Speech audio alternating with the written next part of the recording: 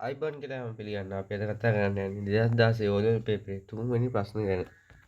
මේකේ පටන් ගන්න ප්‍රශ්නේ කියන්නේ රුපියල් 80000ක අත්පිට මුදලකට විකිරෙන පරිගණක යන්ත්‍රය මුදලින් රුපියල් 20000ක් ගෙවා ඉතිරි මුදල සමාන වාරික 12කට ගෙවනවාලු.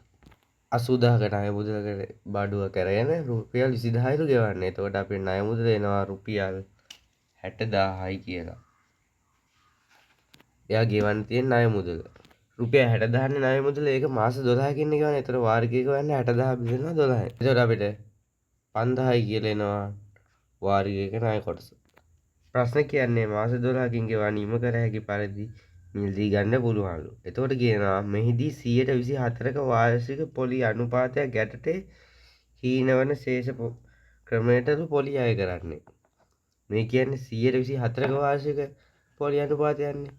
අපේ ණය කොටස එතකොට පොලි එන්නේ අපිට මාසෙකට 5000යිනේ යාගේ ණය කොටස ගෙවන්න තියෙන්නේ. ඒකට අවුරුද්දකට 124. අපි ඒ උනාට මාසෙක ගන්න තියෙන්නේ. ඒ හින්දා අපි මේක එන උත්තරේ 12න් බෙදන්න ඕන. 12න් බෙදනවා කියන්නේ ඒක අපි ලියන්න පුළුවන් වැඩි කිරීම 12න් 1. එතකොට මේකට 1යි මේකට 2යි.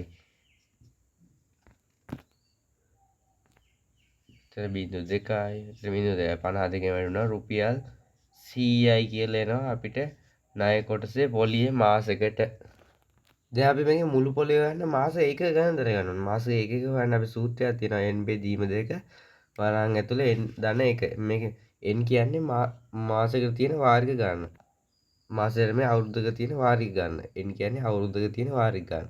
එතකොට අවුරුද්දට වාරික 12ක් තියෙනවා. 12 දෙකෙන් බෙදුණා 6යි. 12ට එකතු වුණා 13යි. 6 වරක් 13 78යි. එතකොට මුළු පොලිය හොයන්න පුළුවන් මාසෙක ගන්න 78යිනේ. එතකොට අපි වාරිකයක පොලිය හෙව්වා රුපියල් 100යි. එතකොට 78 100න් වැඩි කරනවා. එතකොට එනවා රුපියල් 7800යි කියලා.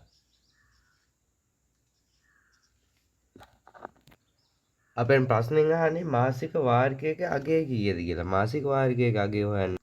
මාසික වාරිකයක අගය හොයන්න මම ණයට අරන් තියෙන රුපියල් 60000නේ. ඒකට මුළු පොලිය එනවා රුපියල් 7800ක්. ඒක එකතු කරනවා 60000 7800 එකතු කරලා මුළු මාස ගන්න 12යිනේ. එතකොට 60000 7800 එකතු වුණාම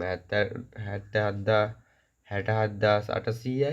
ඒක බෙදෙනවා 12න්. අපිට 12න් බෙදන්න පුළුවන් 12ට 12 1යි. 60ට 12 5යි. ඉතුරු 6යි.